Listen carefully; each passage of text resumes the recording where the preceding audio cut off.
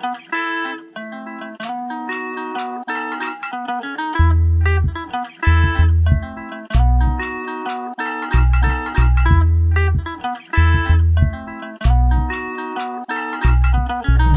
the podcast, hablemos de lo nuevo. For the G's, by the G's, que pasa en el terreno. Vienen jugadores y se van, traiga lo nuevo. A huevo. Doesn't matter where you from. Salvador, Mexico, Honduras, Nicaragua. Todo mi latino, come and listen for an hour. TikTok, que traemos lo que quiere. Todo lo que pasa dentro y fuera de las redes. Really? You don't know what it is. Reportamos con la lupa what we see at the digs. En las buenas y en las malas yo diré la verdad. Si cometen un error o tienen habilidad, la calidad del rival cuando viene a jugar. Facts. Yo no me muerdo la lengua. Got love for the crest in the city I came from. Los campeones de campeones y con copas mi race. No empezamos, empurgamos. Soy la voz de LA One. Soy la voz de LA One. Love. Yeah.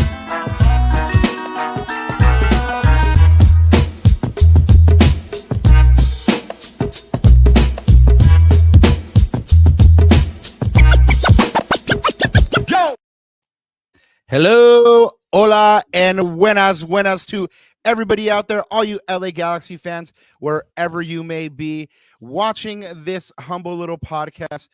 Thank you so much for hanging with us. It is a special night for us, for me especially. One of my personal heroes will be here, but we'll also be reacting to the LA Galaxy's 2-2 home draw against Real Salt Lake on Saturday, May 11th. And of course, like I said, one of my heroes will be joining us, the uncomparable voice of the LA Galaxy, special guest, Joe Tutino, who will be here to help us break down the last gasp draw and give us his thoughts on where this Galaxy team is heading through roughly a third of the season. Of course, I'm one of your co-hosts, Rob Halon, coming at you as always. You can find my written work at Extra Time. Wow, Ananda, that's still a little still new. If you guys didn't know, before it was Asked Word on Sports, now it's Extra Time, and you guys can always find me online at El Escudero, the LA. I just blew the reveal. My co-host, El Yerno Guapo, El Gitano Perdido, man, guy who's been right to my next every single episode that we've done. Ananda Kirana, how you feeling, Papa? I'm feeling good, man. Maybe not as nervous or excited as you are, but I am. I know you're tongue twisting already, but it's okay, Papa. We'll get it going. Chat will give you the energy. We'll all give you the energy, and you will be good to go when we talk to your hero. And this is just I'm just happy for you, man. This is a great moment for us, for you, and for this podcast that we get to talk to such a great man and really a legend of this game. But you asked me how I felt. Well, I'm just going to give you my one red reaction now, Papa. I feel relieved. I feel relieved. By the way, chat, you can go ahead and drop those in the chat as well. And after Robert gives his, I'm going to ask him in a little second, and we will read those out for sure. I'm sure you're excited, man, because you're talking to Joe. No. Whoa. Hey, excited about the pod. My one word reaction about the show, upset. Okay. Upset. Well, I'm relieved. As you know, not only in the game, I got into the game about, I would say 5 or 10 minutes after kickoff. I had an emergency to deal with in the morning for personal reasons. And so for multiple reasons, more than one, Papa, I am relieved on a lot of levels. But as it relates to the LA Galaxy, we did get out of there with a point. We keep our unbeaten streak alive, and I can't really complain too much. Although there will be some things that I'm sure I'll nitpick and complain on this show, along with Joe, and I'll complain to him and to you and to the chat. But as of right now, I feel relieved. What about you? What is your? Well, actually, I already asked you, and you said it, but expound without giving it too much away. It should have been like 3 possibly 4-0 within 30 minutes. But that's something we've seen from this team already. I've already called them out on stuff like that. We'll get into it a little bit later. We got a lot of game to get into. We also have Joe to speak with, and then we also have a mini game preview because the Galaxy do play on Wednesday. So, Papa, you know what it is. I'm calling you out on that. Do your thing. And we have 2 t-shirts to give away, so don't miss out, guys. Stay online. Go ahead and hang out with us, and we're gonna give those t-shirts away shortly here. But yeah, housekeeping as always. So you guys can always follow, block me, or stalk me at Ananda Galaxiana. You guys can always find us on all of our socials at Lacuna Galaxiana. Guys, we're everywhere. Kind of like what Eli said a couple of episodes ago. If there is a social platform we're not on, then call us out on it. You know all that good stuff. And of course, guys, if you like what you're hearing, like today, for example, we have an amazing guest on. Go ahead and hit that subscribe button so you know an amazing guest like the voice of the LA Galaxy, George Tutino, are coming on. And go ahead and smash up those likes, guys. Whoever the VP of likes is today, I'll take the honorary baton for them now. So I'm going to go ahead and say, go ahead and smash up those likes, even if you're listening to this on playback. Because Robert, I was at the stadium this weekend and I talked to some people and said, oh man, like I wish I can catch you guys live all the time, but I got work and this and that. But I catch you on the replay. So I know a lot of you guys catch it on replay. So thank y'all for that, and go ahead and hit that like too if you like what you're listening to on the replay, whether you're at the gym or at the commute and all that good stuff. Anandita, papa, we're almost at 200 subs, bro. Like just how humbling is that 200 heads out there are like, you know what? I'll listen to what these cats have to say. Thank you. Right. Thank you guys. Thank you to the chat. Thank you to anybody that's listening. Thank you to if you listen to it at the gym or like catch it on playback later. Man, we had 100 show a little bit earlier this month. Now we're talking to Joe today and almost hitting 200 subs. I mean, like, for these YouTubers out there that are like hitting like millions of subs and stuff like that, like, that's cool for them. I'm happy with this beautiful 200. Thank y'all. Yeah, and chat's always on fire. So it's guys like we're loving just riding this journey with you guys. And of course, Papa, before I forget, como siempre, antes de olvidarme, buenos días, tardes o noches y bienvenido a otro capítulo de la Cuna Galaxiana, un capítulo muy especial hoy, especialmente para ti, para nosotros, para todos in chat that we get to talk to a living legend, and can't wait for it, man. Yay. It's man, like I said, it's gonna be hard to, not go on geek mode with Joe here. But we are gonna bring you a pod, man. We are gonna bring you everything you guys need to know ahead of Minnesota. We're gonna bring you our reaction to this RSL game, and vámonos. And just so you guys know, we are throwing you an audible this week. We are bringing you a live match reaction at 9 p.m. on Wednesday night. So just after the game, when it's fresh, when you're hot with those emotions, we want y'all to dip into chat. Let us know how you're feeling. We're going to bring you a La Cunita special edition Wednesday. If you guys like it, hey, we'll do it again. But let's go. First and foremost, we want to say Happy Mother's Day to all the G's out there, all the moms. You know what? You guys bring us this life. So thank you so much for being beautiful and Happy Mother's Day. Happy birthday to Robbie Rogers. His B-Day was actually on Mother's Day. The defender, left back, joined Los Angeles in 2013. He appeared for the Galaxy 89 times. He became the first openly gay man to compete in the top North American professional sports league. And in 2014, he became the first openly gay male athlete to win a major professional team sports title in the U.S. when he won with the Galaxy in 2014. Congratulations to Robbie Rogers. Happy birthday. I hope it was beautiful for you. Happy birthday as well to Marcus Furcanis, the young defender for VCFC and Galaxy. Turned 21. That's a huge milestone. I wish him many, many happy birthdays to come, and I hope he had a beautiful day on his day. Speaking of beautiful days, congratulations to the James Kiang family. His daughter got engaged at the game. These folks were sitting in Lars, and this gentleman here popped the question. She said yes, and now we have a beautiful G couple that's come together. Like I said, Ananda, I've always wanted to do like that story of like G's that got engaged at game or like met at a game. I know a couple couples already. We got to make it happen, especially because there's a bunch of beautiful stories out there. I don't know if Leo's in the chat, but man, you got 2 couples right there this season. So there you go. Gary Cambrone says a couple. Okay, yeah, a G couple. Let's go. Let's do it. All right, on. So this beautiful couple got engaged. Congratulations to them and James Kiang's family. This is and you called out that Leo got engaged as well. That's the second engagement that I know of that's happened. Second in Lars. And also shout out to Emma from the James King family. Guys, if you have any inclination at all to do an away trip, the one to do is on the way. ACB is doing their San Jose away trip. This is happening on June 29th. It's the overnight bus trip. It returns on June 30th. That match will be happening at Stanford Stadium. This is one of the marquee matchups of the year, guys. The Los Angeles Galaxy versus San Jose at Stanford Stadium. Go ahead and hit up ACB socials for how to get involved or how to get a ticket for that. It includes a game ticket and, of course, the bus ride. So, like I said, these are super fun times to go ahead and make with your G community and memories that you can have.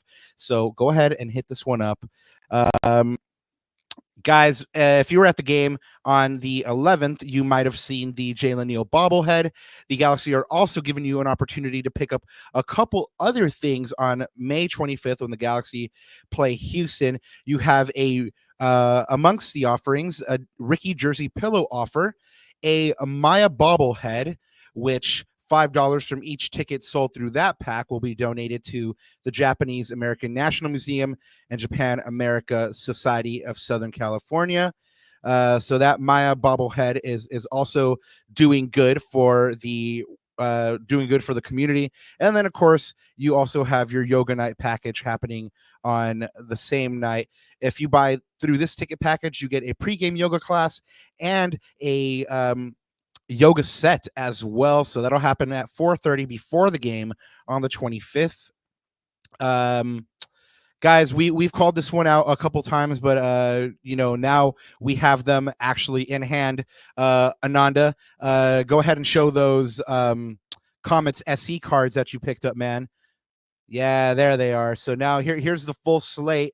Wave 2 has dropped, and that wave included El Tanque, Jonah Dos Santos, Donovan Ricketts, and of course the Truth, Jalen Neal. Go ahead and hit up Comets SC for more information on how to score those. And of course, this one didn't have I just saw this one before we jumped on, but Comets is now taking memberships. So go ahead and hit up Comets if you want to become a member of Comets SC.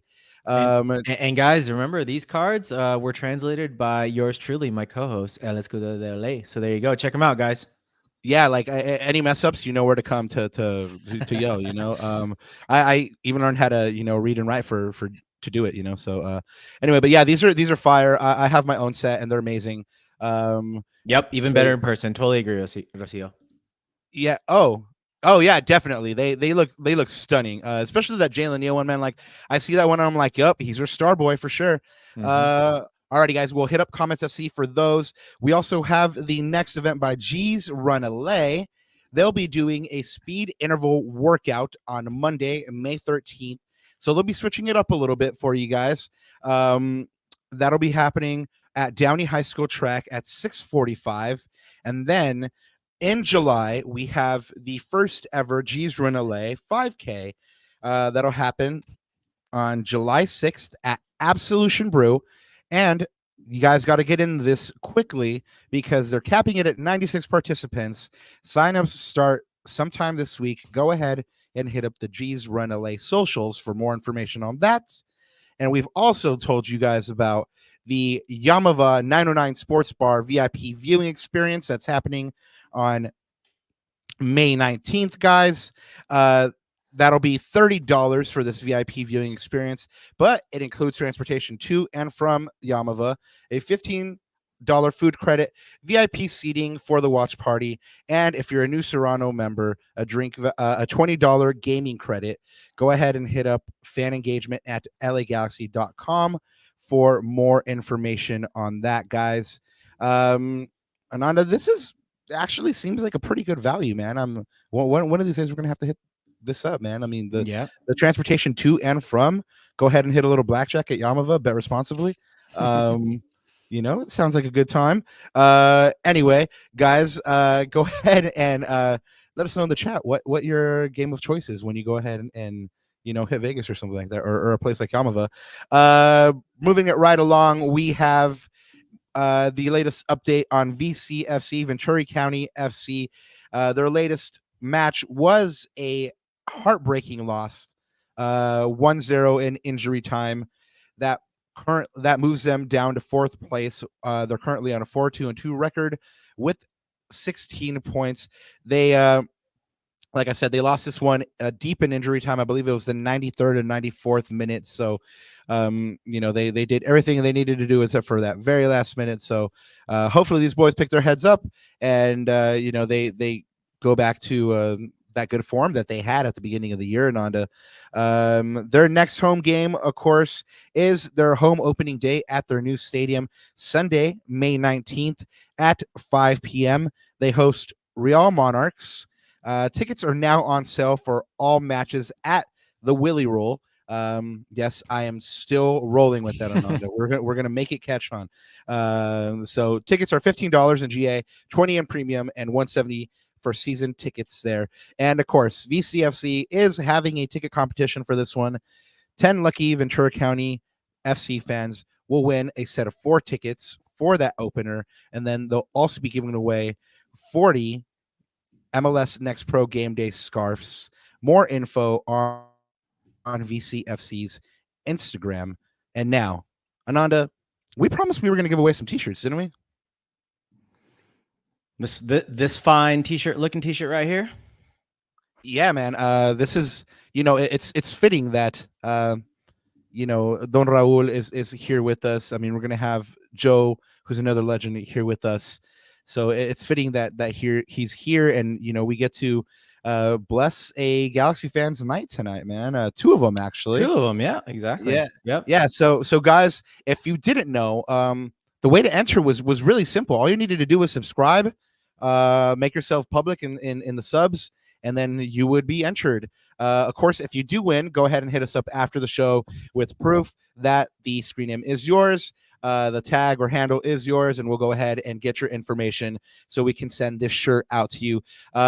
These are 2 extra larges. That's 2 extra larges, because there was some confusion before about this being a 2XL. Nope, we have 2 shirts that are an extra large each. So, yep. Ananda. Yeah, and if you guys are listening to this on playback and you weren't able to make the live tonight, Rob and I will post the winners tomorrow morning.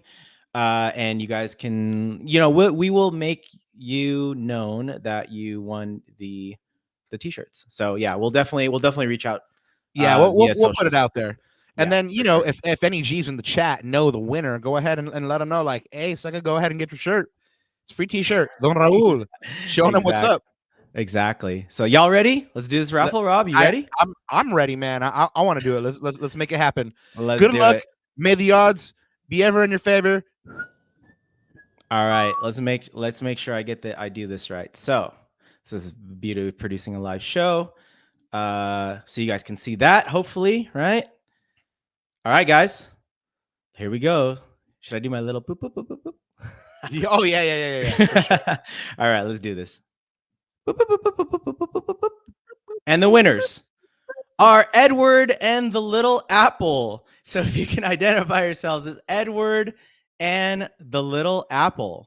Well, darn it to heck if Edward isn't just like a common name, So. Yeah, I know. Well, we will post these and even like their profile names and stuff. We'll definitely post these on the socials and identify ourselves. And guys, if they don't claim it, we are gonna redraw. I don't know how we haven't figured that part out yet, Rob. But we'll come up with a plan B here. I'm calling a week. If they don't claim in a week.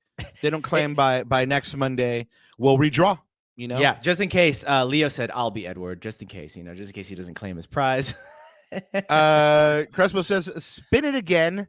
Winners have to be present. I kind of like that, but nah, we didn't specify. Yeah. So that's not a bad point, though. So congratulations to Edward and the Little Apple for winning. Like I said, this is Raul showing them what's up with all 5 rings. So this is I struggle to remember when they gave this one away or when they were rocking this at the digs.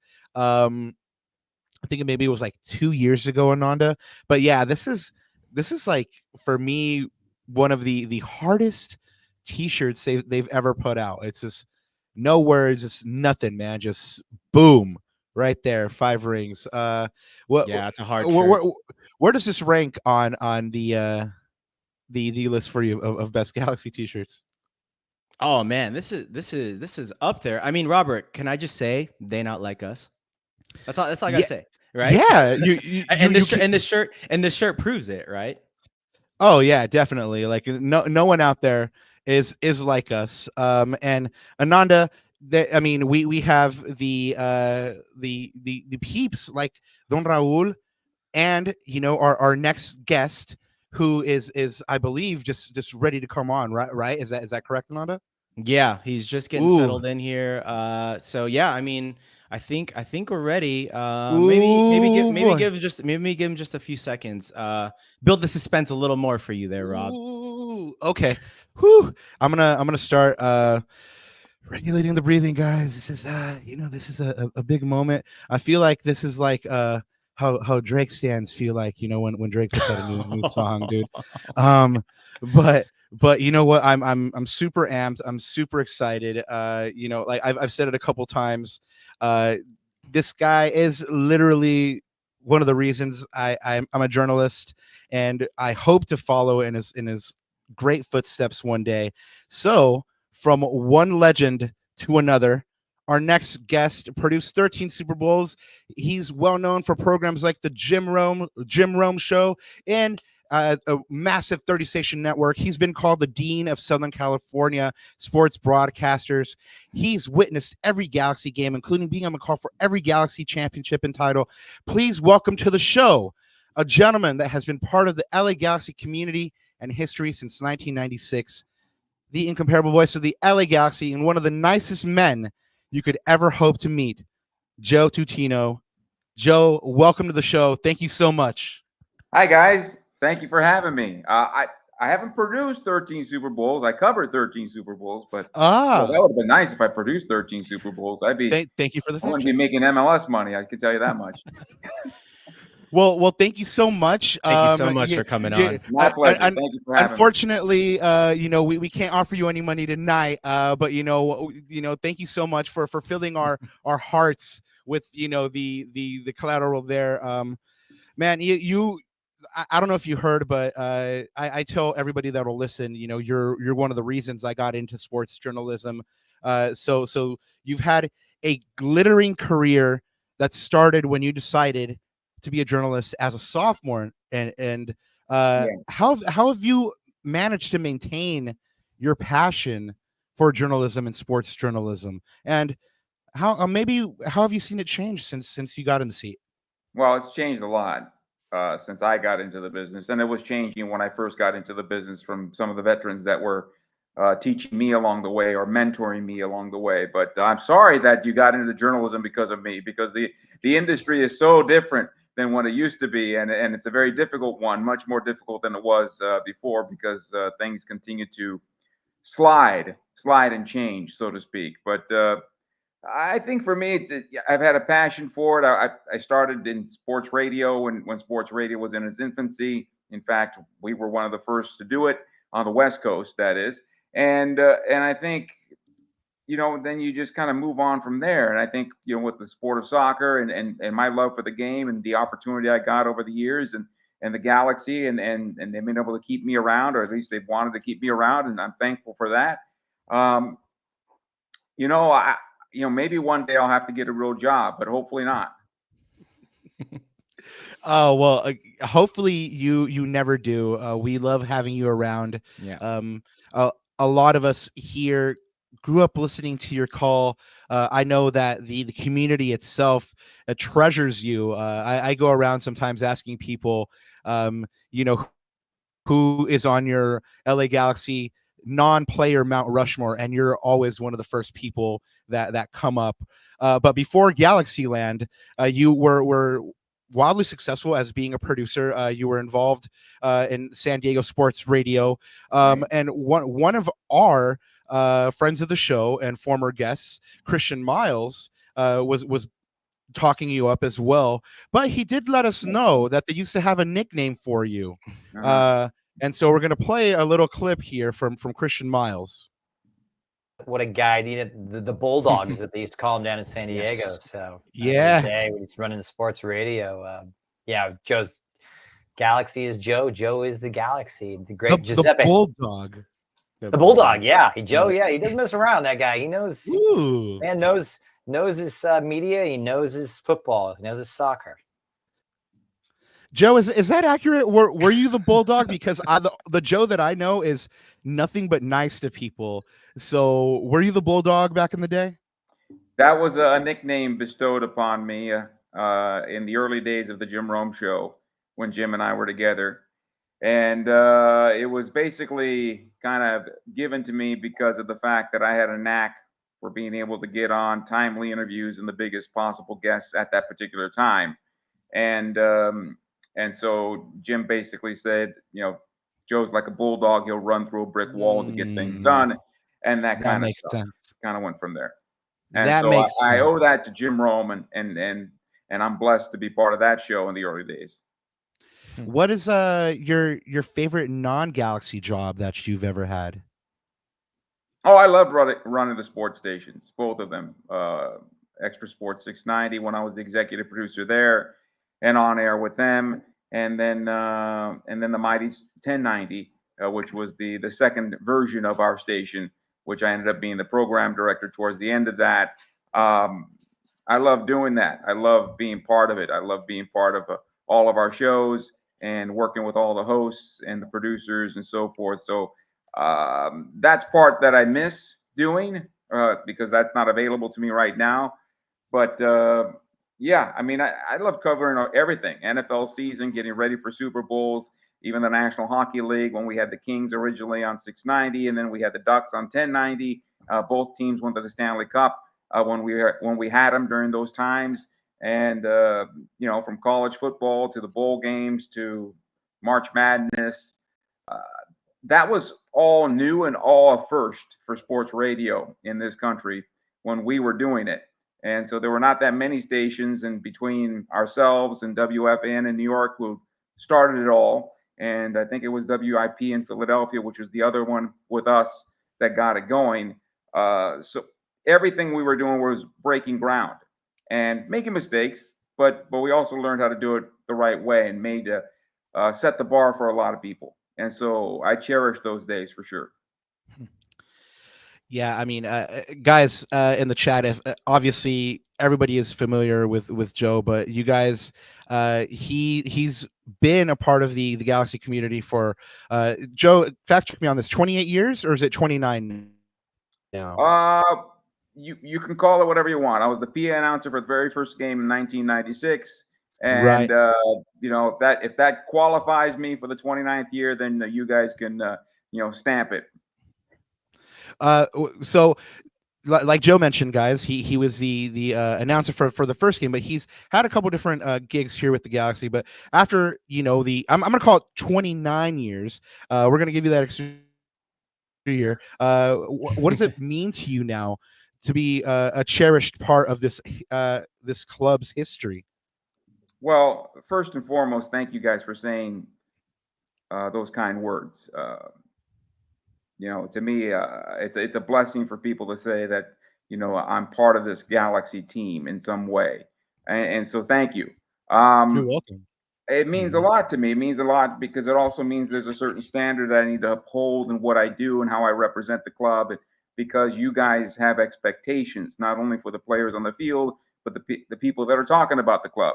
And therefore, every game that I go into and every event that I do on behalf of the Galaxy, I try to at least bring it to a certain standard that is a Galaxy standard, and hopefully improve upon that, and always look to improve upon that. And so that's how I look at it, as a responsibility to uphold the Galaxy way, what the Galaxy is in my vision, I guess, and what I think your vision is of the Galaxy, and to hit upon that. Ananda? No, well, I was gonna say, Joe, just to hit on that, and as an example, even for me, to your point about holding standards for not only what we see on the pitch, but for you as well, as part of the team, part of the Galaxy. I mean, for me, I'll share with you personally, one of my game day rituals coming out of the stadium, coming out of Dignity Health Sports Park is going back a little bit because I'm in the stadium. It's about half an hour after the final whistle. I go back and listen to your words, sort of like your recap. I love your recaps. I love your summaries of the game. I love the way you see the game and the fact that you're very forthright in what you see. And so for that, I appreciate that very, very much. And so, going to that point, you're definitely part of my game day ritual. So I appreciate you being part of that as well. Thank you. I mean, it's an honor for me to be part of your guys' game day and have being somebody that you guys are looking forward to having as part of what is the Galaxy circle of life, for the sake of argument. And I try to be honest about the club. I think everybody knows that I want the team to win, but like you and anybody else, if the club doesn't play well during a certain part of the game, then I'm going to have to mention that they're not playing at this well, or the other team is playing well. But I also try to make sure that when things change, that's acknowledged as well. And that's hopefully I've balanced that out. And kind of go from there. I think the club is you have to reflect what the club is doing on the field, and I think that's the most important thing. Yeah, when you do my job. You've seen a lot in your time with the Galaxy. I mean, you've seen all the greats come by. You've sat next to one of the greats in Kobe Jones. You've seen good Galaxy time, bad Galaxy time. Recently, the Galaxy, had a decade in which it wasn't so great, but now things feel differently this season. How does it feel differently for you, or does it, or do you see a change at all? No, I feel like the club is coming out of a dark time. I feel like they're making progress, good progress. I mean, the standings say it, right? They're in second place. They could be in first place with a victory, depending on what happens on Wednesday. And so they are in a much better place than they've been. To say that they have arrived, and I know that some people have been talking about them being back. I've been around when the Galaxy was back, and so I think they're on their way. And I think that's it's only respectful for the teams of the past to say that they're on their way, as opposed to saying that they're back, because the teams that were back won 5 championships. And that's what back means for me. Yeah. Definitive, y'all. We've debated this one on this here pod, Joe. And I think that's probably the most succinct explanation or argument for or against. You've swayed me. You're right. The standard here for this club has been championships. So when they get another one, when they bag that 6th, I suppose, then we can say they're back, right? Well, it's just gathered, some of that history has gathered some dust, and I know the league has gotten bigger and things have changed along the way, and a lot of people will say that the league is a lot bigger now and there's more competition. Therefore, and I would argue, hey, a championship is a championship, and I know how difficult it was for those teams to win championships the previous 5, and to take things away from them is unfair, in my opinion. And the standard is a standard. New York Yankees have a certain standard in Major League Baseball, and so that's how I look at it.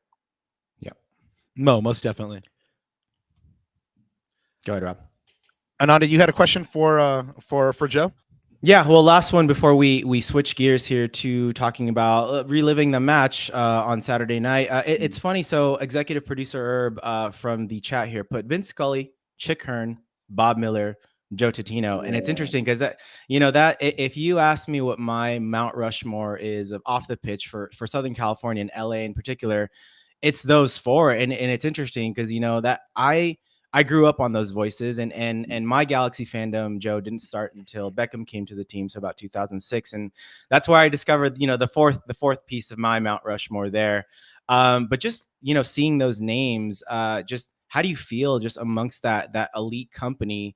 And I guess secondly, what makes Southern California and LA in particular just a breeding grounds for legendary broadcasters and sports broadcasting in general?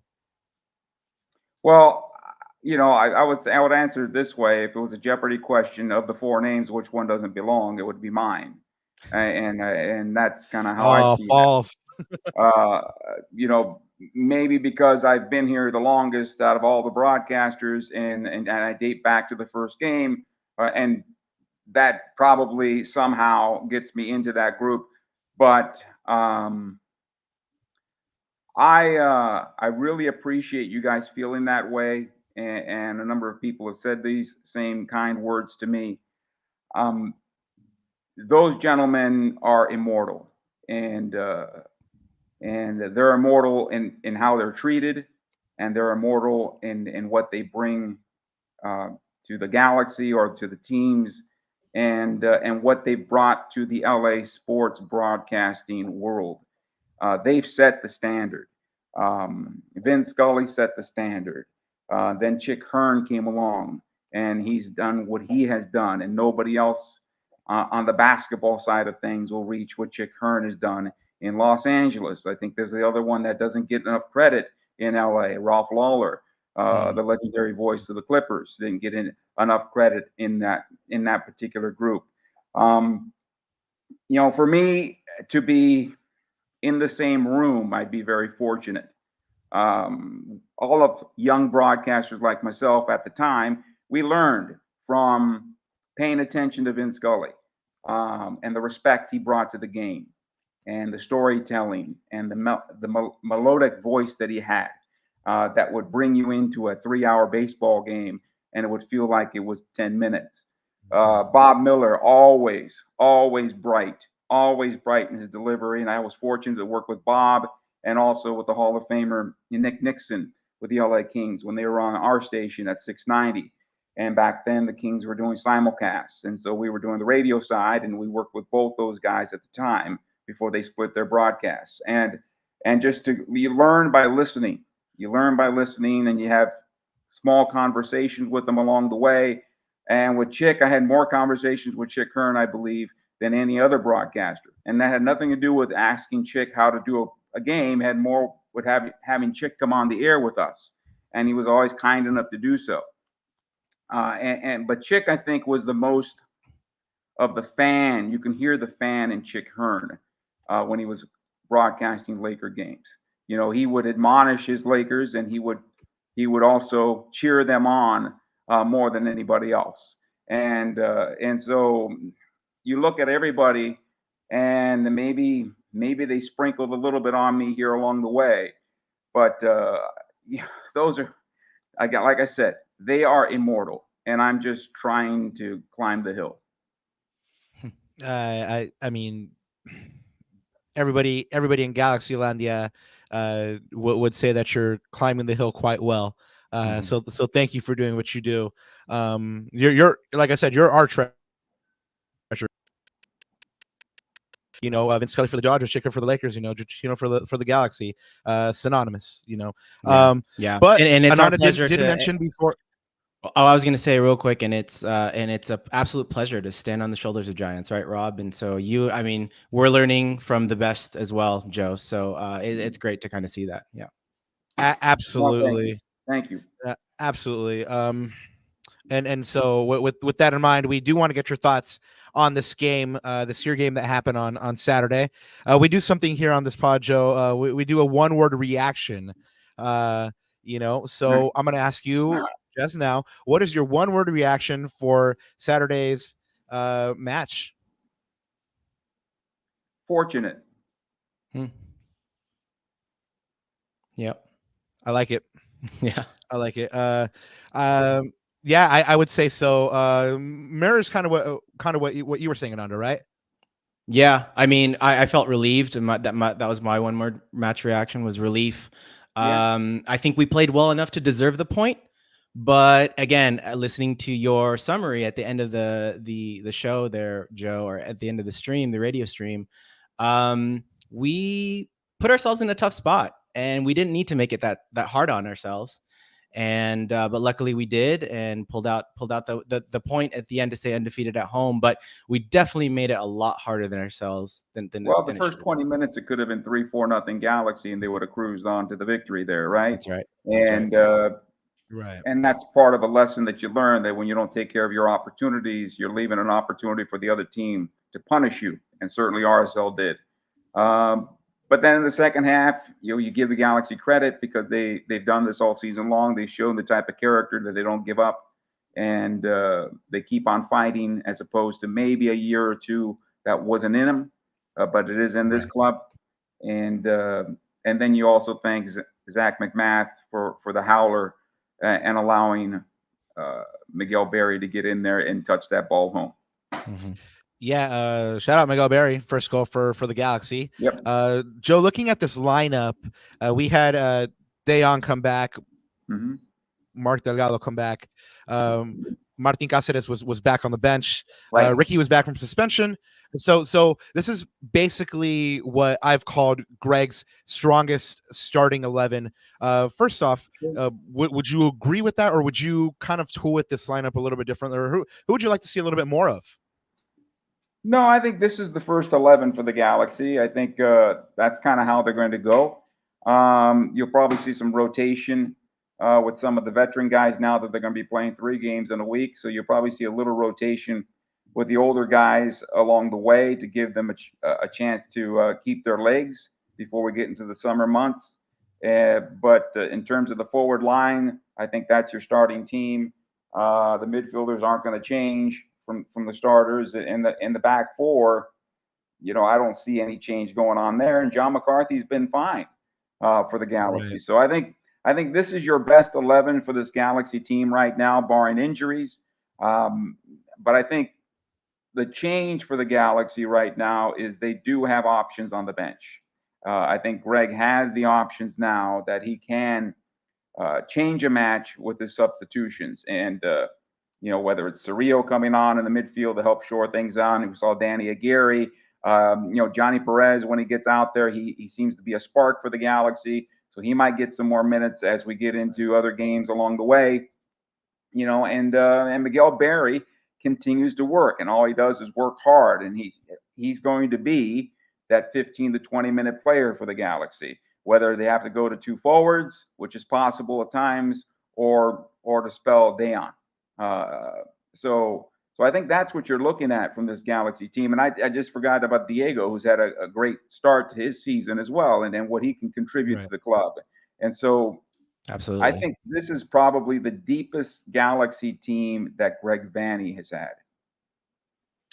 And then you add into the mix the new young defender, Amiro Garces, who I ran into in the elevator. Got to speak to him a little bit, let him know that we are we're very excited to see him, and he said that he's close. He's close. So hang on to your hats, guys. We'll see Emiro Garces soon. Of course, the Galaxy, Joe, like you said, had many chances to win this game in the first 30 minutes. Could have been 3-4-0. Unfortunately, didn't turn out that way for them. They got themselves into a hole. But for those of you guys that don't know, didn't watch the game, they did salvage a 2-2 draw at home. It was another sellout crowd of 25-20, and that's been kind of the average this year at the Digs. It's been full. It's been lively. People have been jumping. There seems to be the passion there again. What have you thought about the atmosphere? Is it the good old days of when the Digs was rocking back in 2014, those championship days? I think the atmosphere is improving. I think it's getting there again. While we have the opportunity, I think we hats off to the Galaxy sales staff and the ticket sellers who have been working really hard to get the Galaxy fans back into the building. I mean, for a couple of years there, I know personally that their life was made very difficult by angry fans. And so I'm glad to see that they're able to now get the fans back into the building and reap the rewards of that. And so hats off to them and the ticketing crew that have done a great job so far this season of making sure that Dignity Health Sports Park is full. And the fans have done a great job of also bringing the energy. So hats off to everybody there. Mm-hmm.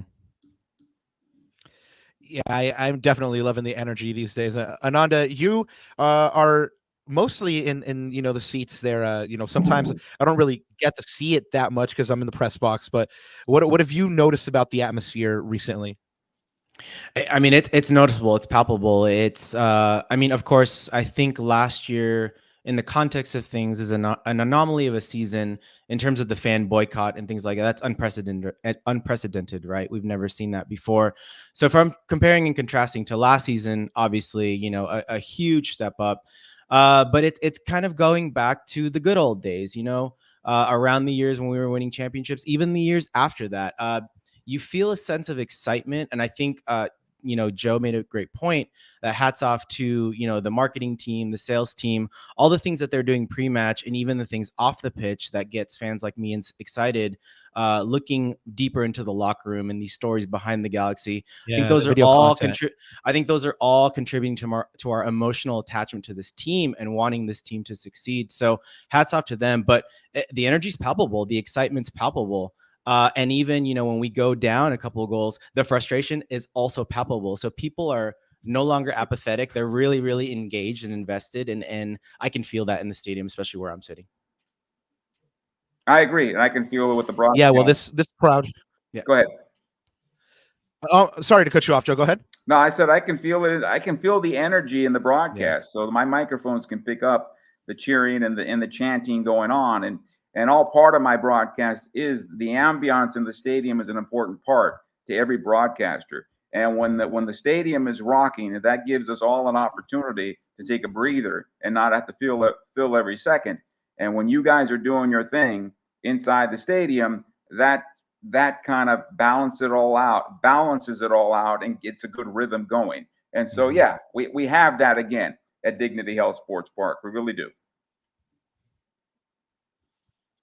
I think the word in Spanish that I would use for it is el pulso, like the pulse is there, like it's just like, yeah, you know, rhythm. You can feel it. The pulse is moving again. It's exactly a little bit of hot jazz, right? Like let's go, let's pick it up, you know. So and that energy has you know translated to the field. Of course, the Galaxy pulled out the 2-2 draw when they could have just, like Joe mentioned a couple years ago, not done anything with this game. You know, 2-0 down. You know, that's what it is. You know, and they lost this match. But so far this year, in 5 matches, the Galaxy is unbeaten at home. They're unbeaten in their last 8 matches against RSL. Joe, I'm going to read you the stat, and then I'm going to ask you a question about it. It marked the second time this season with the comeback that the Galaxy have scored a goal in second half stoppage time, which ranks tied for 6th in the season in MLS this season. Do you think that's a positive stat? On one hand, it shows the team's resiliency to get back into matches, but is it worrying at all because they keep having to dig themselves out of that hole? Is that for me first? Yes. Yeah. Yeah. It was only for you. I'm sorry, yeah, Joe. I think they're you take the season in stages, right? All right. And so what the Galaxy have done right now with their resiliency have not given games away. So they haven't lost 2 points. They've shared the points, right, in those particular games that you're talking about. And so in that regard, they haven't put themselves in a hole, because let's say they were unfortunate and not able to get those tying goals. Where would they be right now in the standings? They'd probably be 7th, maybe 8th. They probably would have dropped that much down. So that's how big that first part has been. But if you take the season in quarters or thirds, this is where we are right now. But let's say the second third of the season, for the sake of argument, and you're still running like this, where you're emergency pulling a point out, and other teams along this matrix of schedules are starting to get on their groove and winning games, that suddenly starts to work against you. So for now, where we are 12 games into the season, yeah, this is fine. You're 2 points out of first place. You got some things to work on. You've conceded 19 goals on the season. That's got to come down a bit, even though you're trending better than you did last year in that department on the defensive side. But you have to manage that a little bit better. That's not a secret. And then you just continue to see what hasn't happened yet for the Galaxy. They haven't been able to come in and game out and know that you are going to be very difficult to play against, and they are going to put you down. Greg said something in the post-game press conference, which I thought was right on. And of course, he's the manager, so he knows that they got a bit chaotic after they went down 0-2. Yes. And there's a Galaxy way of playing, the Greg Vanney way of playing, this version of the Galaxy. That when the Galaxy come out and they're able to execute that game in and game out, game in and game out, then it's a whole different story. And right now, it's not quite there. And I think saying that about the Galaxy, I could say that about 25 other teams in Major League Soccer right now, because that's where we are in Major League Soccer and in the season. Teams are still finding their way. And in years past, when people would ask me about this, I'd say, talk to me Memorial Day. That will give you the better picture and trend of where the league is and where the Galaxy stand. And I still feel it that way. So we've been saying on this pod since the start of the season, ask me in a month and a half. Well, now we have the updated ask me on Memorial Day. So you guys heard it here first. We'll give you an update on how the Galaxy season has been going on Memorial Day. Then we should have a good enough sample size to really know who this team is. But guys, we did have a couple standout performers, like in this match that made this tie possible. Ricky, of course, notched 2 assists. Gabriel Paquez scored at the start of the season. Even though he didn't have the greatest game, Joseph Paintsil had game high 6 chances, and he did have an assist. Julian Aude, I personally don't feel like he had his best game of the year, but he also stats kind of proved me wrong on this. He won 13 of 7 duels, 4 possessions, 3 tackles, 3 clearances, and Mark Delgado also showed well in his return by winning 8 of 15 duels, 3 chances created. Miguel Berry, of course, gets his long-awaited goal. I believe he told me in the press conference that was his third kick of the third shot of the season. He can't wait to take his 4th shot of the season, he said. So congratulations to him. But yes, just very, very efficient. But I'm super happy for Miguel Berry. And one of the things he said, Joe, is that he always backed himself. You mentioned that he's going to be that 15-20 minute player, but he said he backs himself. He knows what he's capable of. You've seen players like Miguel Berry, like an Alan Gordon, that would come off the bench quite regularly. Like what kind of mental state do you have to be in that role? Just have to come on and be on. I think it's difficult for players. Some players have to be starters and can't come off the bench and find the game. And I think it's a very difficult position to play for guys who come on in the second half and have to come on in a situation where, let's say, Miguel Berry comes on. Most likely he's going to have to come on in a situation where the team is in a tie or in a deficit, and he's going to have to try to find a goal. Go do something. Go make a goal happen. And that's a difficult situation because you have to fit into the group quickly. And the Galaxy did a good enough job there. Gentlemen, I'm going to turn off my camera for a moment because my computer is dying and I need to plug it in. Hold on 1 second. No problem. Sounds great. Well, I haven't cried yet, Ananda. Hey, so awesome job, man. That's a good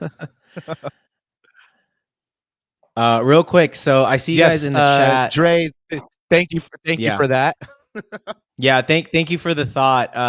Executive producer Herb is absolutely right. There's some criteria that we have to meet, but we'll let you know when those are available. But I appreciate you guys hanging out with us. I appreciate you guys. I mean, I'm sure you guys are soaking this all in as much as we are. So we appreciate you hanging out with us. And and now we have Joe back. So sorry about that.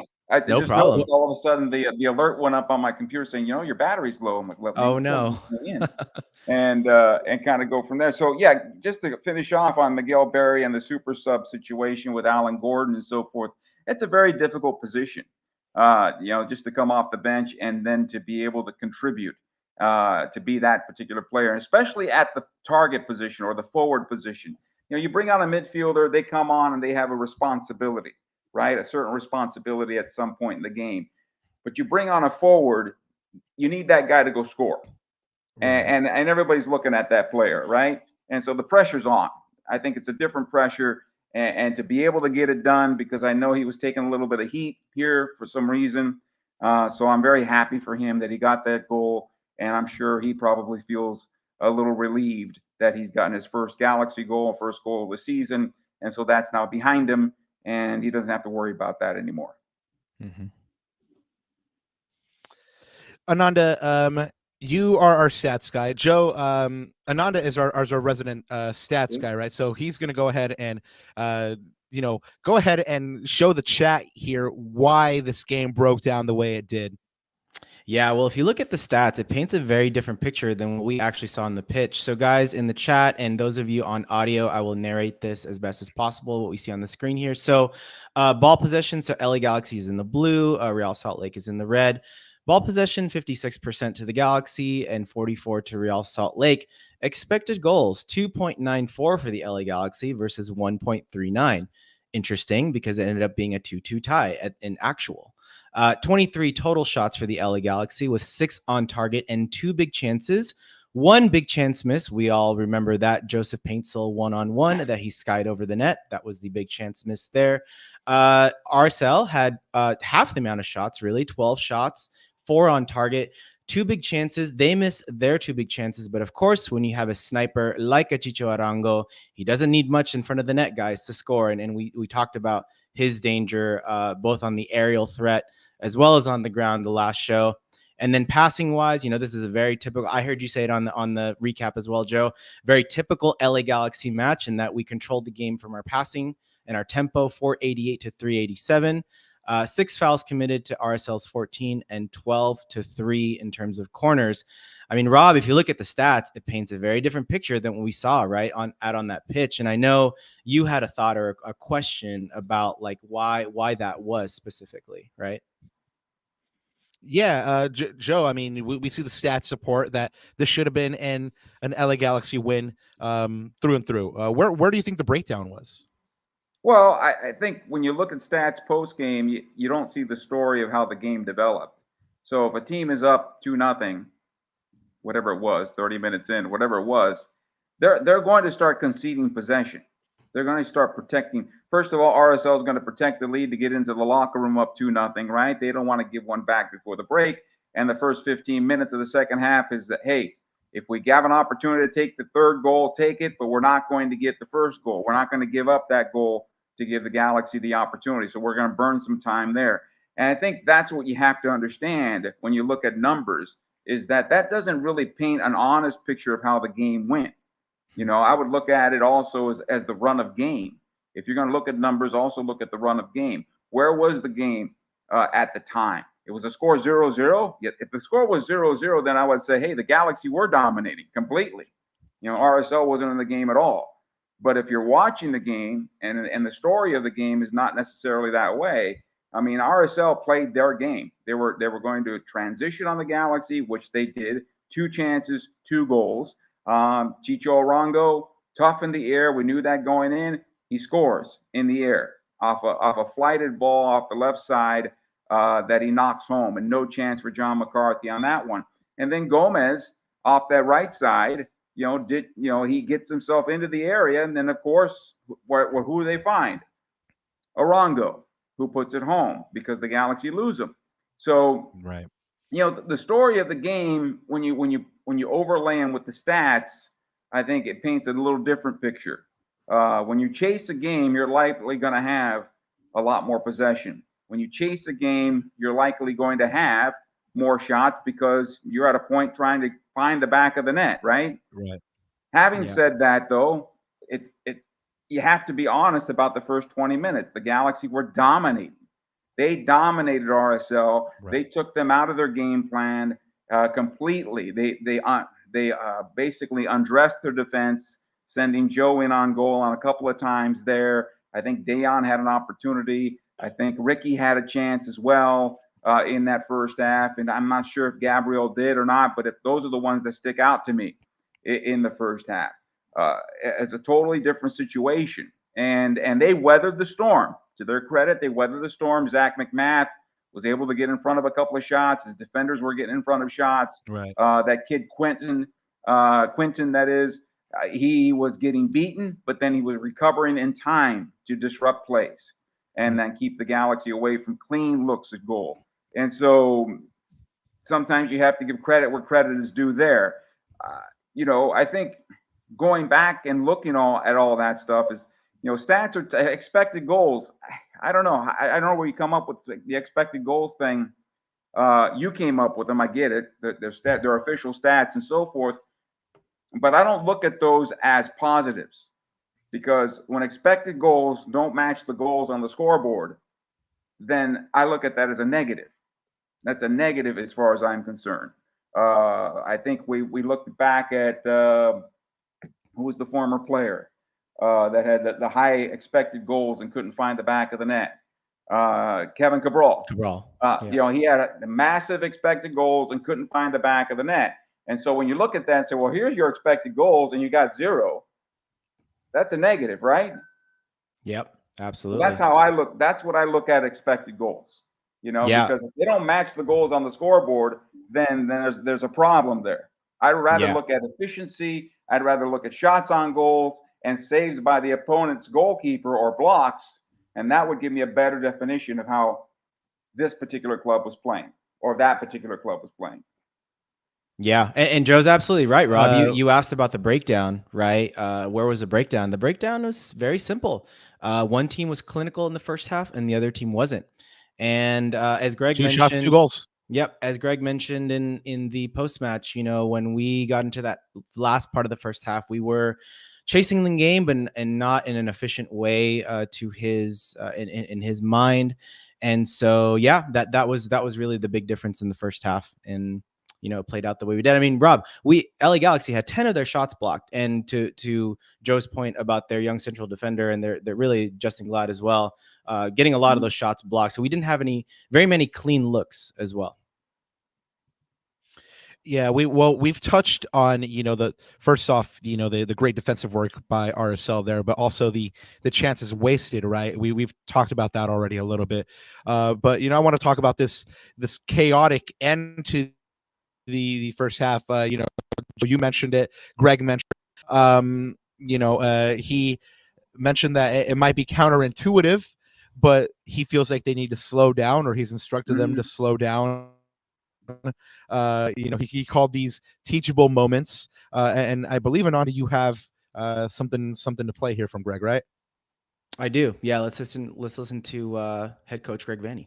This is the thing that I think our team is still learning and maturing and growing up together, which is bad things can happen to you in the game, and you got to stick with the plan, and you got to stick with the program, and you got to trust each other and trust the process that you've been in.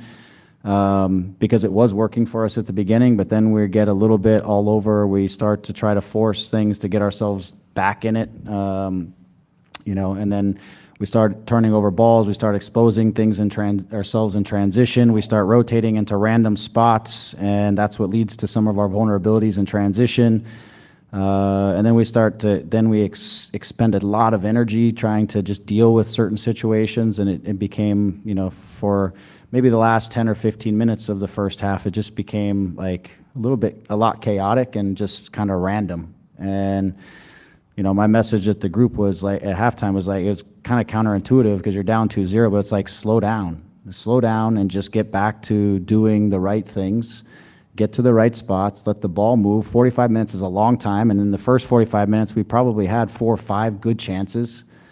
So if we continue to execute on the right way, we can get the chances we need to get ourselves back into this game.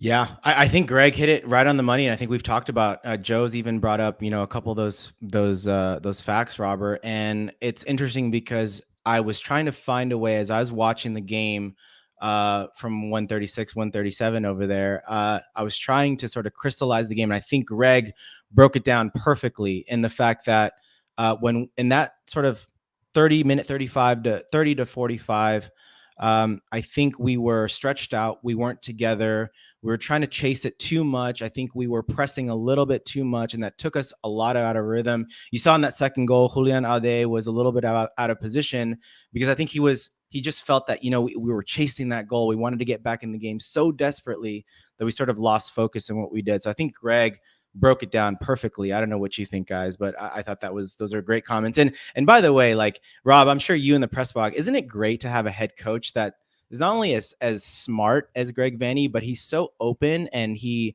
narrates the game and explains, and he's so open to you guys in the press box, and that's a great trait for any head coach, and it's a rare one as well. Yeah, it's great to not have any mind games there in the press box or the presser there. Like he always means what he says, and he's always very transparent. So I appreciate that from Greg. Guys, obviously the goal by Miguel Berry was the big talking point. I mean, literally with the last kick of the match, the Galaxy called it their moment of the match. I probably agree. Same. Joe, do you agree? Is this the moment of the match, or would you pick something else? No, absolutely. Absolutely. It was electric. I mean, right at the end of the match that way with that ball dropping on in and Berry continuing to fight his way onto the ball and send it home. Sir, it was great. And certainly was the moment of the match. It's hard to pick another one out.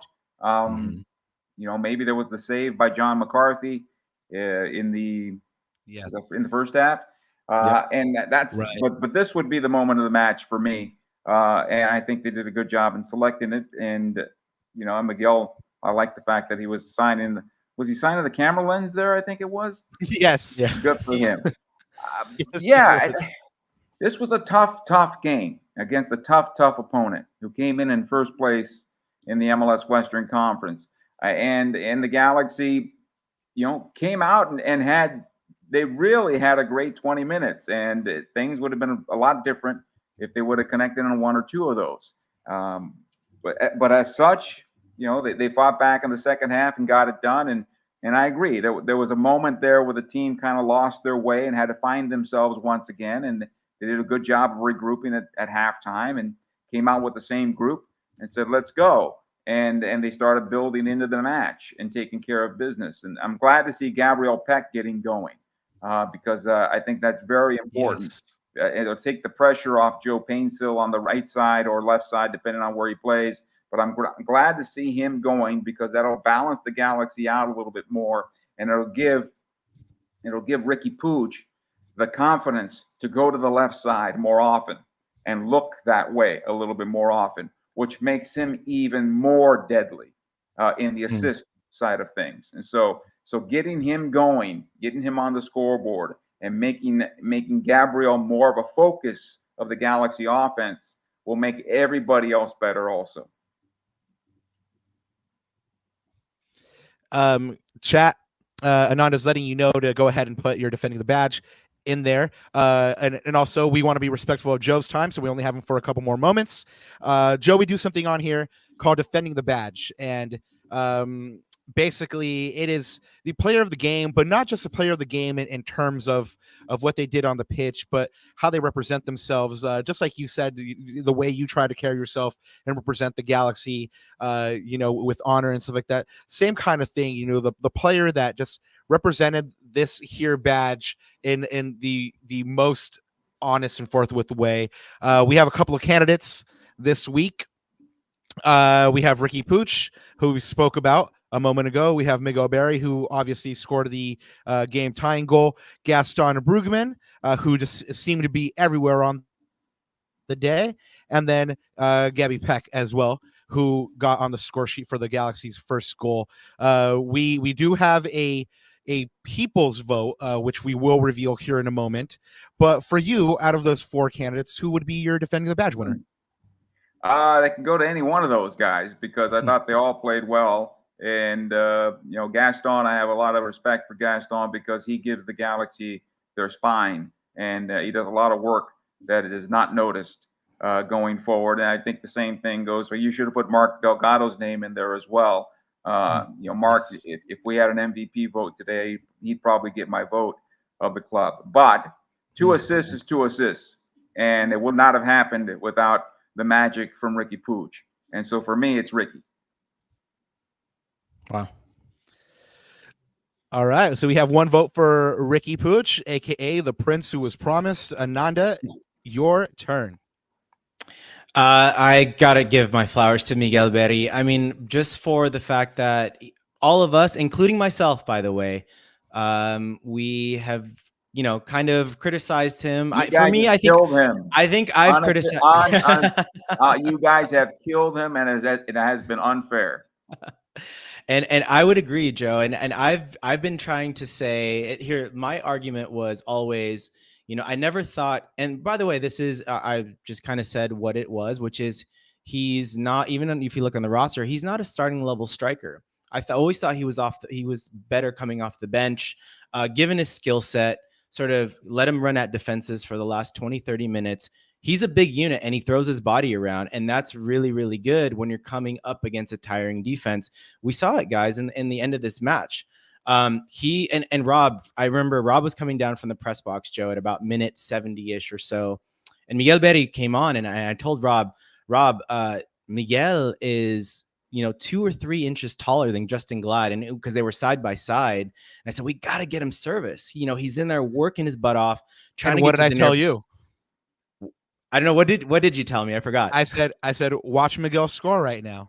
Oh gosh, here he comes. Yes, you did. And he made that near post run, got in between the 2 set of defenders, and away it goes. So yeah, I got to give it to Miguel Berry, man. He's not only for the game tying goal, but just answering the critics, answering the fans, making us shut up. And boy, I'm glad he did. Yeah, absolutely. I called it. I told Ananda he was going to score, and I'm glad he did. And that's my pick as well. And I believe we have an official vote by the people. I don't know if Joe saw it already on the screen, or if he can help us out announcing that. But we do have an official vote for defending the badge winner, and it is none other than. I do not have it on my screen. Okay, no problem. Sorry about that, guys. No worries. Ananda, go ahead and flash that graphic. It is the guy who made us all shut up. It is that man, Miguel Berry. Good. It is Miguel Berry. It was a close one. 41% of the people's vote versus 39% for Senor Ricky Puig. So yeah, very, very close one. I'm fine with that. Absolutely fine with that. And I'm actually even happier than you guys had to say it. Because I'm super happy. I'm super happy as well. He deserves it. No, he deserves it. No one wants to see a Galaxy player like do poorly. Like I remember we mentioned Kevin Cabral a little bit earlier. Like I thought it was horrible that people would boo him. I mean, like he was wearing the shirt. You got to get behind the player. So I'm super glad that he got his goal, and even more so for the confidence that he displayed in the presser. I mean, he's a man that you can tell knows what he's capable of. And we've said a couple times, I mean, he's going to get 15 to 20 minutes. Sometimes when the team is hard pressed with their back against the wall, and he needs to go out and do a job. And when it's not possible, everyone's going to look at him. And sometimes it hasn't been possible because he hasn't gotten the service. So I think that's right. Him, like Ananda said, shutting us up is the perfect way to do it with the goal, and I'm super happy for him. So congratulations, Miguel Berry, for your defending the badge winner. That's his first one, Ananda. First one of the season. But I'm going to nominate Joe for a lifetime defending the badge right here. And I think that's where we're going to call it with Joe, because we want to be respectful of your time, Joe. We appreciate you coming on and hanging out with us. This was a dream come true for me. Like I told you, I didn't cry, which everybody thought I was gonna do. So I kept it together. I'm gonna clap to that. Yeah, 10 out of 10 for me, not for crying. I'm not sure if you see it, but you're over this way.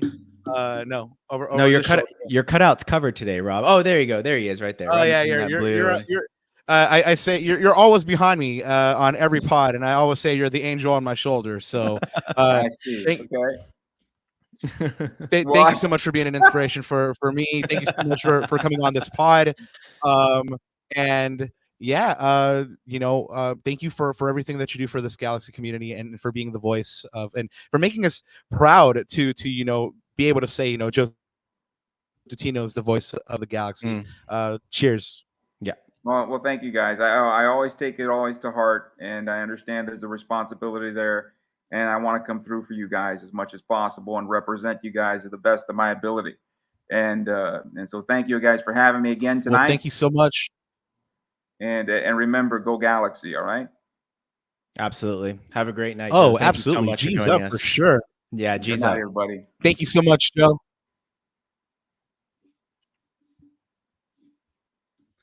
Hey guys, my heart is full. I don't know what else to say other than yes, my heart is full. You guys all in the chat are witness to one of my happiest moments. So if ever you guys see me bummed out about anything, you know, maybe a Galaxy loss, just be like, hey man, it's all good. You had you on the pod. I'll be like, yes, we did. Yeah, I mean, I hope you guys enjoyed that in the chat, and those of you in playback as well. I hope you guys enjoyed that as well. And I mean, guys, it's not only humbling just to talk to a living legend, but it's amazing how humble and gracious he is. Rob wasn't kidding, right? He's so humble and gracious, not only to give up his time on a Monday evening and to come hang out with us. Like, who are we, right? But just so gracious with his time and is so humble in his opinions and his and his views on the LA Galaxy. And I'm glad we could share it with you guys in the chat. So much love to y'all. People will be like, hey, that one time you guys had Joe on, and I'll just smile. I'll just smile, man. Herb, so thank you for joining us. Thank you for joining us, man. Herb, it's our pleasure. Anytime. Hopefully we'll bring you more. Ooh, we do have a question in the chat that I kind of want to hit on, Ananda. Okay. You're why were Galaxy teenagers? Oh yeah, well, like I'm feeling myself, so now I gotta throw this out there. So SoCal asks, why were Galaxy teenagers talking garbage to Chicho? I don't know why it happened after the match. I assume they said something and he got upset, but yes, there was an altercation between Chicho Arango and some fans after the match. It was all in Spanish. They cursed at each other a lot. Words were exchanged about mothers on Mother's Day, which not cool. But he did get into it with a couple of fans on his way down to the tunnel. That culminated in I mean, if you ask me, are you feeling petty? I think Chicho was feeling petty because a Galaxy fan out there asked who has the picture of Chicho looking sad at the end of the game. And it was an image of Chicho Arango looking sad in the highlights that the Galaxy had equalized and tied this game. But no less than Chicho Arango himself responded to this G out there, and he responded with a highlight of him scoring on the Galaxy, and that just spiraled, man. I mean, LAFC fans were in there, Galaxy fans were in there, and again, this is Chicho Arango actually responding to a Galaxy fan. So I don't know if I'm like I respect the pettiness and like him responding, or I'm just like bro, like you're a professional athlete. Like, do you got to devolve into this? But I don't know. What do you think, Ananda? No, I didn't even know. I didn't even know did you that hear happened. About any of this? Did you see it? Well, I saw the tweets, right? I saw the aftermath on social, but I didn't know about the in stadium. So I'm listening to this for the first time, and so without knowing that piece of information from Robert, I saw the X thing as sort of banter. I thought it was just banter, right? Like light banter amongst the two. I didn't know about the origin story, so that makes it a little more spicy. It is what it is, right? I don't know. Like I said, I actually didn't know that. I thought it was just banter. Oh yeah, no, it started with a very spicy exchange at the stadium, and like I said, there was a lot of cursing going on.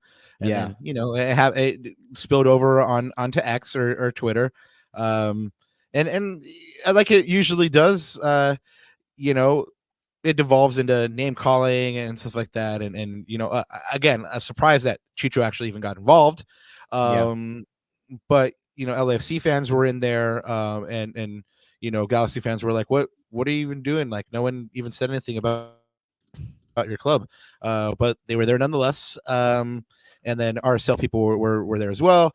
So yeah, it was a thing. And when I read this stuff, I just sit back and eat popcorn and you know, kind of laugh. But That's me. yeah, and like I said, it just surprised me that SoCal says don't get Chicho angry. Chicho for MVP this season.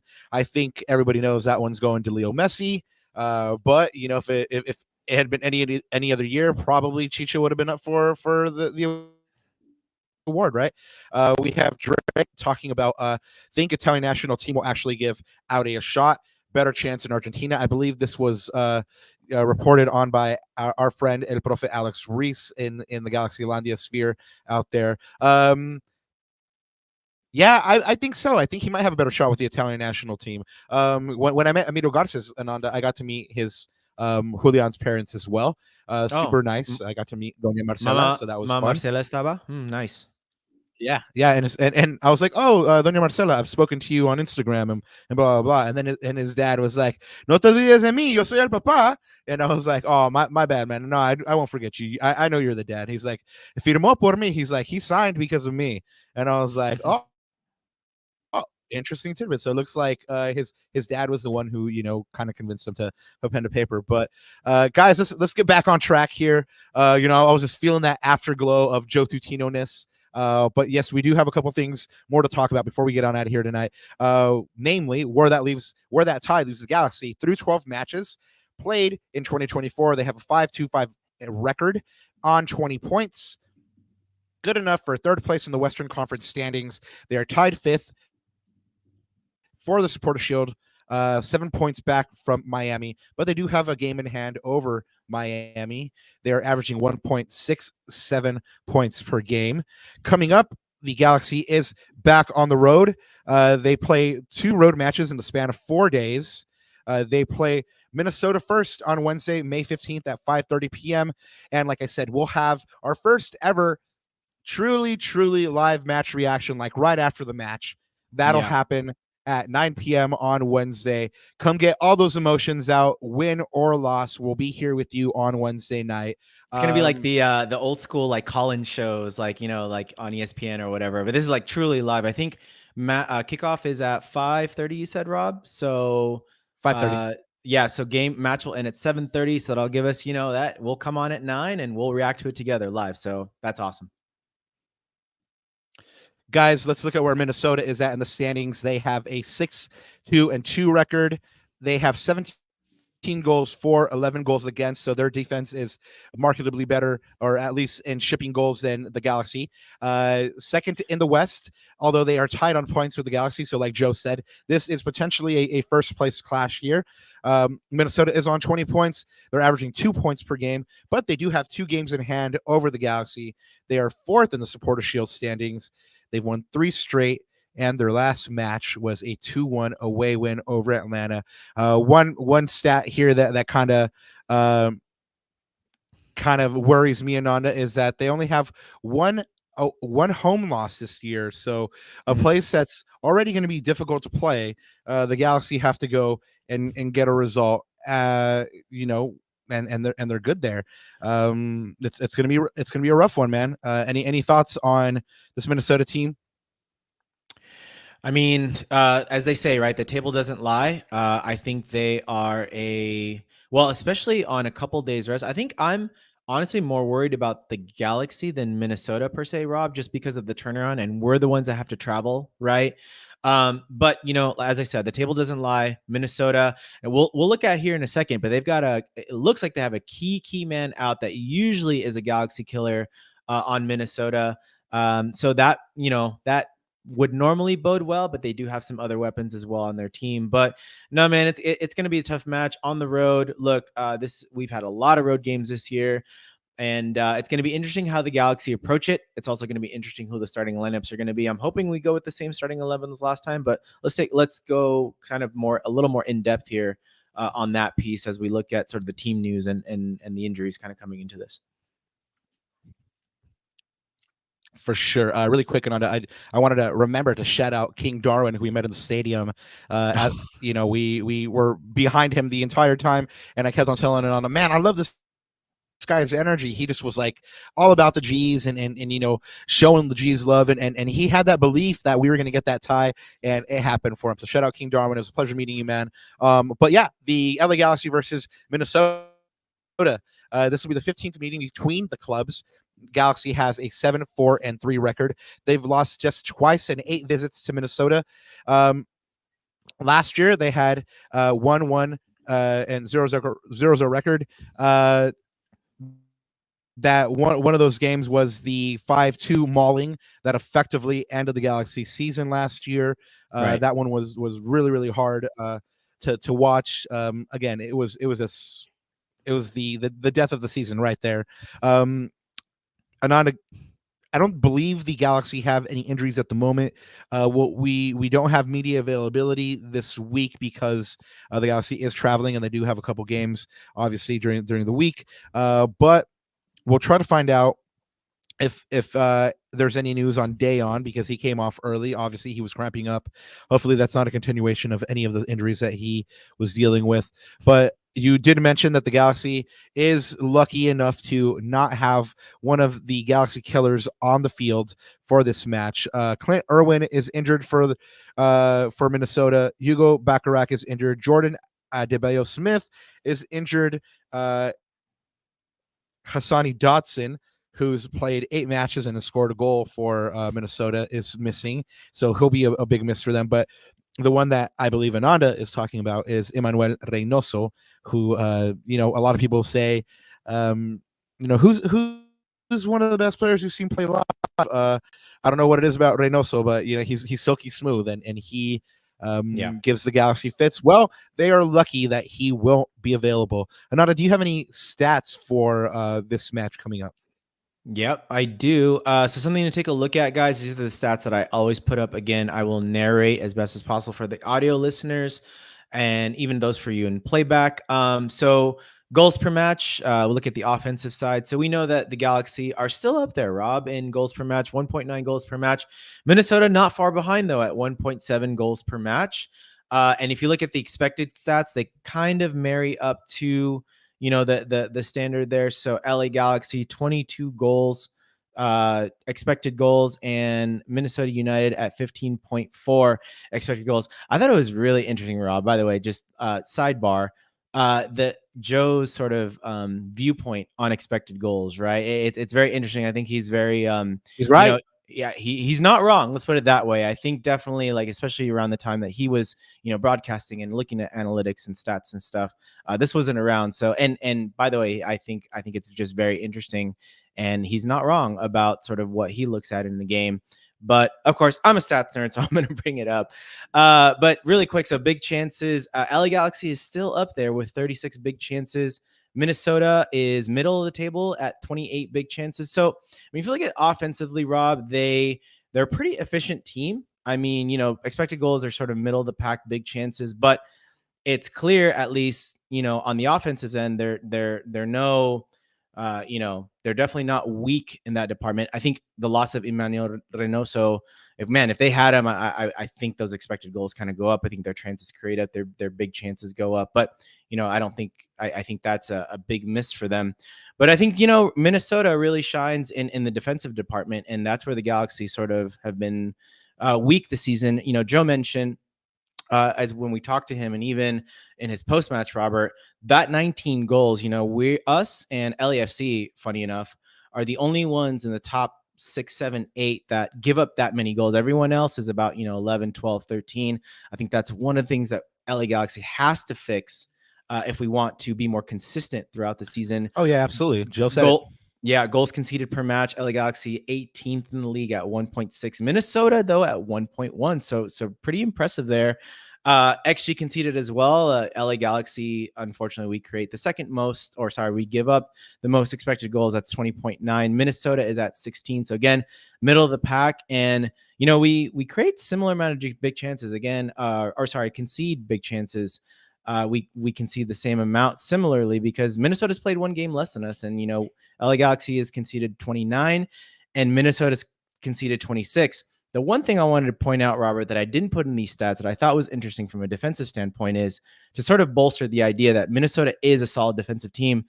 Minnesota's top 3 in clearances per 90 at 21.7. So when we look at, getting into the box and getting in those chances, looks like they're strong in the air as well as on the ground, getting those balls cleared out of their penalty box, clearing up the trash, a la Mighty Ducks. Shout out Mighty Ducks. They're also top 3 Ducks in fly together. Exactly. They're also top 3 in shots on target conceded at only 3.5 shots per 90 minutes, so per game essentially. So that's kind of interesting in that they limit their opposition with chances. So I think that's something for the Galaxy to look at. But so it's going to be really interesting to see how aggressive we get in terms of the offense, but also keeping in mind on what Greg said, right? Not to overextend ourselves, not to play outside of ourselves, playing within the system, but creating those chances through the system that Greg Vanney's put into place. Yeah. Well, you mentioned that Minnesota really shines on the defensive end. They're not slouches offensively either, man. I mean, they don't have Emiro, and they're still in second place, So right. But they're big gun right now with 5 goals and 2 assists. Tani Oluwaseyi. I mean, one would look at this lineup and say that Timo Pukki is going to be their big guy. Certainly, he scored 3 goals against the Galaxy in that 5-2 loss. But he only has 2 goals this year. It looks like Big Townie up there is the man for the moment. Of course, the man that you really got to look for as a danger man for Minnesota is Robin Lod, who has 3 goals and 6 assists. So he's getting his goals and he's creating as well. Right now, we spoke about Mark Delgado being the MVP. I mean, probably for Minnesota, Robin Lod's got to be their MVP. I mean, he's been playing lights out. But if you do want to go ahead and get on the matching on the betting train for this match, Ananda has some stats here for you to take in mind, and also take in mind, bet responsibly. Yeah, so the betting line right now per DraftKings is Minnesota United at a plus 105. That's a 49% chance. LA Galaxy is a plus 210, which is pretty high for a road team, Robert. Usually we see these in the high 20s.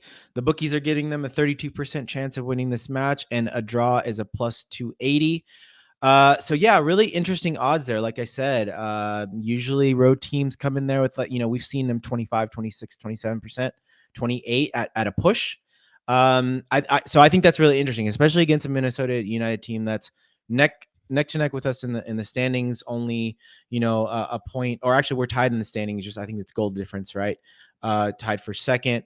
So yeah, and like I said, I think the big factor for me is the short amount of rest and what lineup is Greg going to put out there. I think those for me are the variables that I know we're going to go to predictions in a second, but those to me are the big variables to see how this team is going to react, and even like older players like Maya, like how is he going to react? How's Gaston going to react? Right. It's those things that we can't really quantify, but those are variables that are going to impact how we approach this game.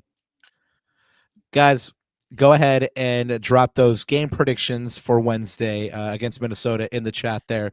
We have Ramiz is saying having a Wednesday game feels weird, but I like it. Hey, I like it too. It's an extra Galaxy game this week, and more Galaxy soccer is always good. And so, like Ananda said, we are going to predictions, so go ahead and drop them in the chat. But I usually go ahead and tell Ananda, hey, go first. But this week I'm gonna go ahead and jump up to the plate first. Feeling so chipper. Feeling so chipper. Yeah, why not? Like raindrops keep falling up. No, yeah, no. I'm afraid for the Galaxy against that defense. So they've had moments in the past 3 games. Well, certainly they didn't score in 2. In this previous match, they gave away a lot of opportunities where they should have scored. And I just think they're going to have to take their chances. If they can take their chances, they have a chance here to get a win. Recently, they haven't been taking those chances. So I'm going to go ahead and go with what current form and say that I'm calling a tie. I'm calling a 1-1 tie. I don't think they get a lot from this match. I think they steal a goal again late. And Dre agrees with me. He says it's a 2-2 draw, but a draw just the same. yeah, that's what I'm calling a 1-1 tie. A 1-1 tie. So before I give mine, I'm going to shout out the couple here in the chat. So Gary says 2-0 Galaxy is going to go out on a limb. Executive producer Herb says Galaxy win 4-2. Dre, like you said, agrees with you with a tie 2-2. I like it. Ramizes with the 2-0. Oh man, I would love that. Where should I go, Rob? Head or heart? Head or heart? Well, let's. I really like X Prod Herb's prediction. 4-2 would be I love that. lovely. Oh man, that'd be great. Leo says draw. Paintsil and Day on score. Yeah, so he's probably going for a 2-2 too. Yeah, I think that's probably where I'm going to be. I don't know the scoreline, maybe a 1-1 or 2-2, Robert. I think I'm going to go for a draw as well. I think my heart tells me that the Galaxy are somehow going to pull this out. Again, I don't know. I don't have a basis for it. I don't have an analysis for it. It's just a gut feeling. But I think you know what the analysis is for it? You know what the analysis is for it? I feel they good. not like us. They not like us. That's what it is. Exactly. Well, I think that one of the things tactically too that's going to be interesting is I've noticed here Minnesota lines up in a 3-back system or a 5-back, however you want to call it. So I think the threat on the wings I think is going to be interesting. But so then are we going to finally exploit teams through the middle when they only have two center midfielders versus our 3, right? So it's going to be interesting to see that sort of play out tactically. But by the way, remind me, Robert, is Minnesota a turf pitch? I can't seem to recall. I believe so. I should, by the way, chat, you guys can fact check us, but that's another thing to consider, right? Like if you've seen the games this year on turf, other than Vancouver, I mean, we've been pretty sluggish. I mean, literally it took 2 magical balls from Ricky Puig. And again, this is the individual brilliance that will change my pick from a 2-2 to a 3-2, right? One of those things. But no, I think, Greg said something about, we've been even talking about like game management and this idea. I think we are going to play a little more cagey, a little more safe when we get the win. I think we're going to go in there not to lose and just keep the momentum. So yeah, a draw for me, man. Draw for me. I checked this one out. Yes, Minnesota United plays at Allianz Field, which has 97,000 square feet of natural grass turf from Heath Farms in Wisconsin, in case you wanted to know where it was sourced from. There you go. Yeah. By the way, Ramizes makes a really good point. I think Paintsil wants redemption from missing those opportunities from last game. Absolutely. I think that's a great point. I think he is going to get on the score sheet for that, Robert. You seen not that it's a big deal because Greg addressed it in the presser, but you seen Joe walk off when he was substituted? Yeah, I saw that. And yeah, I'm okay with that. I mean, I would be more pissed if he wasn't like that coming off the pitch, right? I think but that's the thing. I by the way, credit to Greg Vanney for hooking him. I even said to you, man, I feel like we've got to get Diego in there, and if we want to really go more offensive, maybe we take out the right Yamane and put Marky Delgado at the right back. But no, he made the bold move and took out Paintsil. I think that was the right move. I think the head coach, has to stamp his authority. And when a player's not performing, unfortunately, JP, it wasn't his day, and that's okay. He's going to be there for us. He's in a really important piece for this team. It just wasn't his day, and I'm glad Greg made that call because you know what? That shows the other guys that, hey, we're going to hold you guys accountable. And if it's not your day, you've got the rest of the team to support you. So it's not like I'm slapping you on the wrist. It's that there's more than 11 that start on this pitch. The roster is 20 some odd deep, and we've got to use that. And your teammates will come. And by the way, it worked out that way, right? His teammates came in and saved the day. Absolutely. Yeah, absolutely. And you're right. I kind of had the same sentiment. Like I'd be upset if he didn't care. Maybe he cared a little bit too hard on this one, but Greg did let us know that, they spoke, and he was more disappointed that he didn't take his chances, and he felt bad that he felt like he let the team down. And Greg let him know, hey, like you said, it wasn't your day.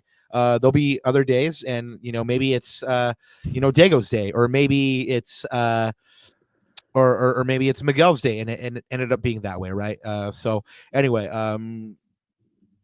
it wasn't Joe's day, but despite it not being quote unquote not his day, he still created the most chances, and he had an assist. So I think if that's him not having his best day, I think I think I'll take that kind of performance over and the passion over over not. But Ananda, yeah, you were gonna say something? No. Go ahead. All right, well, let's bring it on home, guys, because it is getting a little late here, and I can talk forever because I'm on the Joe Tutino high right now of having the great one on himself. But after Minnesota United, the Galaxy is still on the road. Like I said, their second road game this week. They will travel to Charlotte, the Queen City, on Saturday, May 18th at 4:30 p.m. is that match. We'll have a game preview for you on Thursday, May 16th at 9 p.m. And of course, we'll have live match reaction on Wednesday, May 15th at 9 p.m. So go ahead and hang with us on Wednesday night after the match. Get all those feelings out. And this is a safe space. If the Galaxy win, it's celebration time. If they lose, it's group therapy. So go ahead and find us. And found us on youtube.com/@LacunaGalaxiana. Go ahead and put someone on, one of your loved ones. Let them know to subscribe. You know what? This is the Galaxy community, and we want to be here for you guys, and we love that you're here for us. And yeah, go ahead and hit us up on all our socials. Ananda, anything to add before we get on out of here?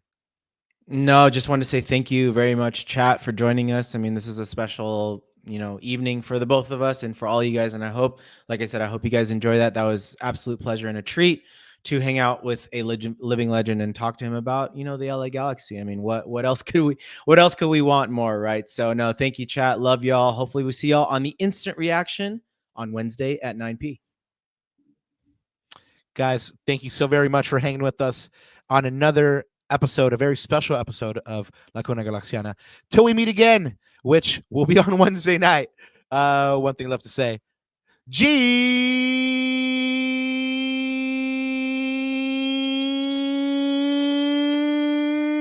up. Yeah, baby.